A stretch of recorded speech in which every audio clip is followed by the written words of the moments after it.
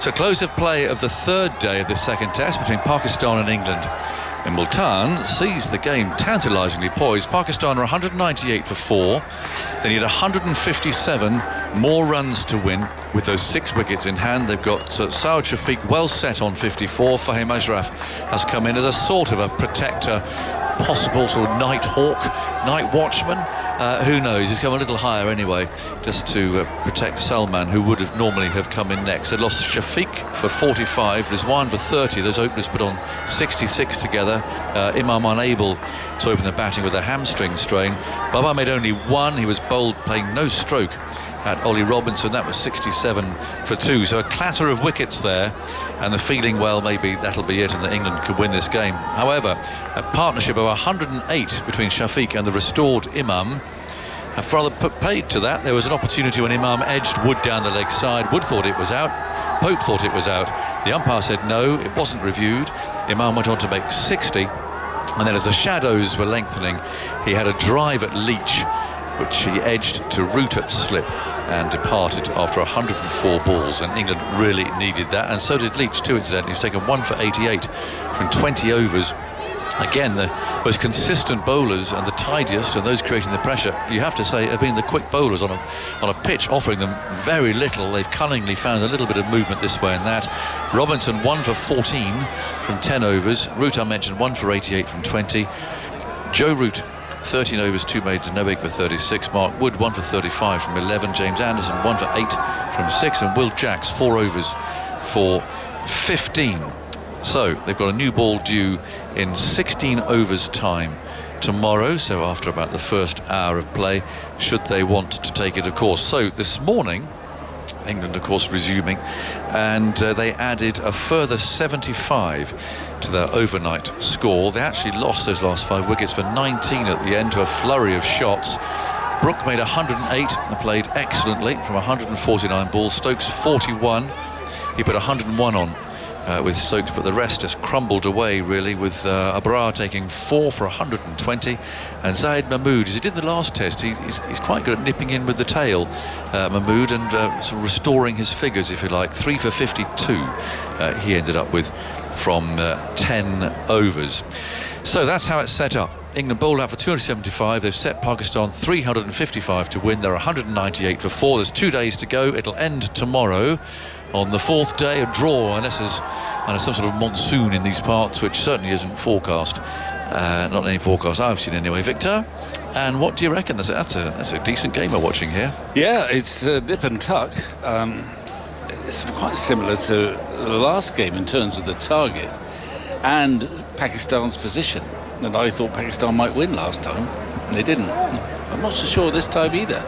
It's very, very tight. There was a point after 40 minutes play when I thought England might make themselves just about unassailable. Just before Stokes got out, they'd put on about 50, if not more, playing very positively but not entirely recklessly. No. And then, to the exasperation of some, they lost 19 for 5. The 2 batsmen thought they could clear, i.e. Stokes and Brooke thought they could clear the 85-yard boundary, but they couldn't. Robinson had a massive heave at the first ball he faced from the mystery spinner, who I imagine still remains something of a mystery to him. So they tossed away a position of absolute dominance, and I don't quite know why. I don't think it was clever cricket at all. They could have had a lead with a little bit more restraint, just a bit more thinking. They would have still scored at about 6 and over by just picking off the huge gaps in the field when Brooke and Stokes were together, but that didn't satisfy them. Hence, a target 355, which is stiff, but ever more frequently attained. Also, we look at the surface. Well, it hasn't got any worse. It might look worse, but it's not behaving any worse. In fact, I think it's turning less now than it did at the start of the game. And it turns less and less dangerously as that ball gets old. So we've got this bizarre position where the new ball, you mentioned the new ball, and it is relevant, but it's more relevant that it might help Jack Leach, the spinner, than it does the quick bowlers. So we've got a fantastic game. So I can't quibble too much. We've come to Pakistan, the haven of the dull draw over the years, historically. And we're, for the second time in a row, we're going to have a game when we go this time to the penultimate day. We have a clue, really, who's going to win. Or both sides have a pretty decent chance of winning. England, at the moment, this time round, I'm putting England as a slight favourites, but there's no guarantees of that. 16 overs to that new ball. That just strikes me as being a good opportunity. I think when we get there tomorrow morning, old ball, I think he'll start. Stokes would well start with, if they're fit and able, he'll start with his seamers, I reckon. Or certainly one and possibly two, which is what he did the other day, and they bottled them up and put pressure on. They've given up trying to put pressure on when the spin bowler's on. I don't know, by some of the fields they set. They leave gaps, enticing the error.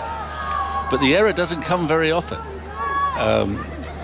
Hence, one reason why Jack Leach and the other spinners, but especially Jack actually on this day, is being quite expensive. The number of times they've come down and we've had mid-off for the spinner to the left-hander, fielding parallel to the stumps. Yes. Well, that's an invitation to pop it past him. And these are quite good players, and it's quite a good pitch, so they just take it up. And it's inviting the error, but I mean, I'm not sure the risk-reward has been very successful in that regard. Quite a bizarre field towards the end too, wasn't it, with Leach bowling, with everybody on the leg side from long on, deep straight mid-wicket, deep backward square leg, and actually a deep mid-wicket as well. There are four out there, all in no man's land. They're about 30 yards in from the boundary. Well, they suddenly reverted from having a lot of men round the bat. No one's been caught about bad in the series yet.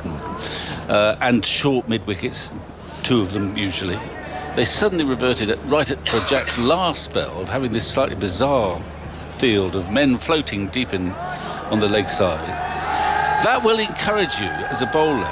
If you've got men as on off spin, I know this is the brave new world, but or as a spinner, if you've got three men round the bat and short mid wicket, you are not going to think, "Oh, I'll toss this one up." You're not going to expect. You're tempted because you want to protect what's happening a bit. You're tempted to bowl it more quickly because you haven't got any protection. Now he had some protection, and I don't know whether I might be overstating this, but the ball that dismissed Imam was floated up a bit more, was a bit more inviting. He knew he had protection on the leg side, and he went for the drive. It was a bit of batsman error, but it was in the right slot. It was quite wide of off stump. It invited the drive, but he didn't quite get there.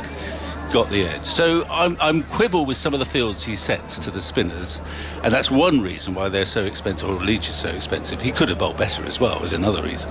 We've had some lovely theatre from Pakistan's dismissed batsmen, with none of them wanting to walk off. Well, exactly, all four. Extraordinary, actually. I mean, Rizwan, I think, had reason to go, that's not a bad ball. My stumps are shattered, okay, I better walk off. But I mean, he was probably the longest lingerer of all. Shafiq Baba, who played no stroke, looked absolutely just sort of thunderstruck that he'd been bowling. And then at the end, Imam caught it slip, was over his bat for what seemed like forever, and before finally turning up. I guess it's just disappointment, and they're making the point that they're really working hard to try, but they've almost needed sort of just pulling off, really taking away. Well, it's partly, I think, certainly in Rizwan's case, and maybe Babar's as well, that they were amazed by what had happened, because the seamers were bowling. It hasn't been a great match for the seamers, really, but Jimmy bowled a cracking delivery, and Rizwan didn't quite believe that he could get it to straight. Everything had been angling in, and it clipped the top of off, and it was it's sort of dismissal.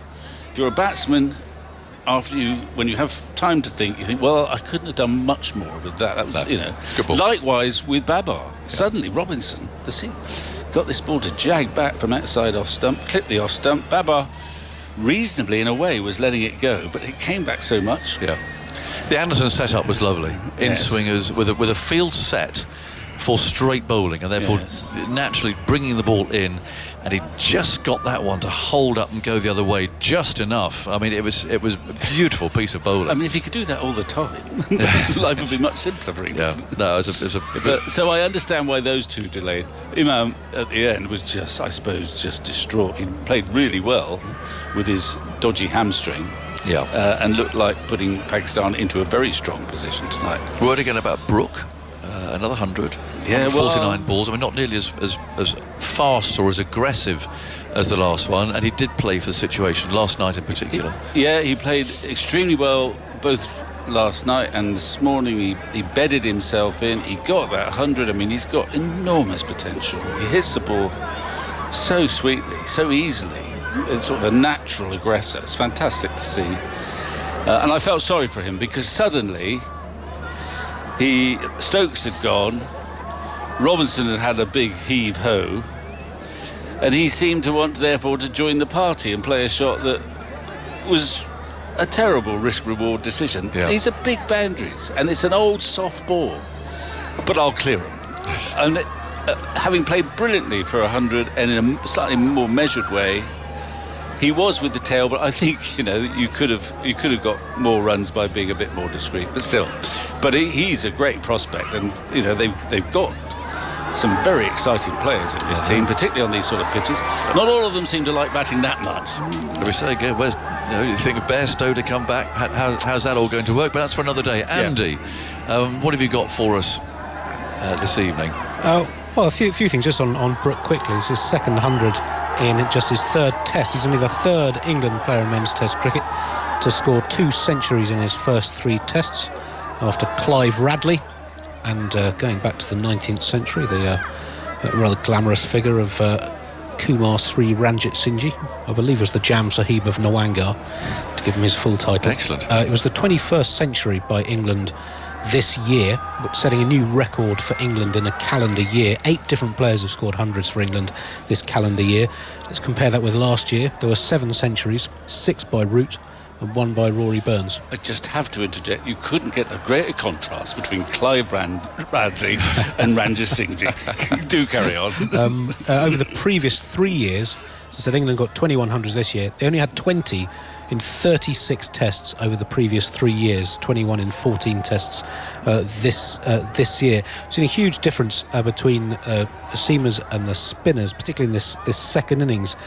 Leach picked up that crucial wicket towards the end, but the spinners collectively 1 for 139, the seamers 3 for 57, going at only just over 2 and over, the spinners almost 4 and over. Over the course of the series, the gulf between England seamers and Pakistan seamers, really the major difference between the two sides. England seamers 18 wickets at average just under 24, Pakistan's 10 average 57 and have gone for almost a run a ball. England spinners averaging 45, Pakistan's around about 34.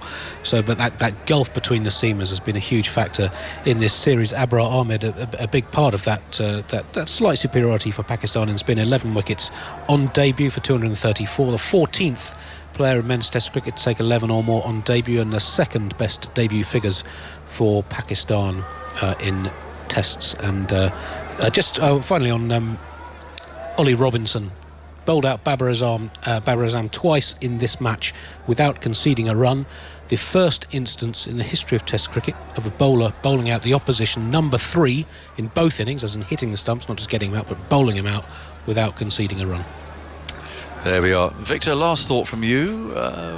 What do you think? I mean, England are very confident. Telling everyone to turn up on time. You've got to get up, I'm afraid, at 4:45 tomorrow. Yeah.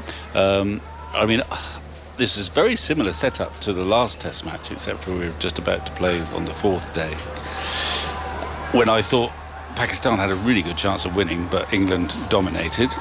The situation's almost identical. So this time I'm just leaning towards England, but it's no done deal. It could have been a done deal if they completed their second innings differently.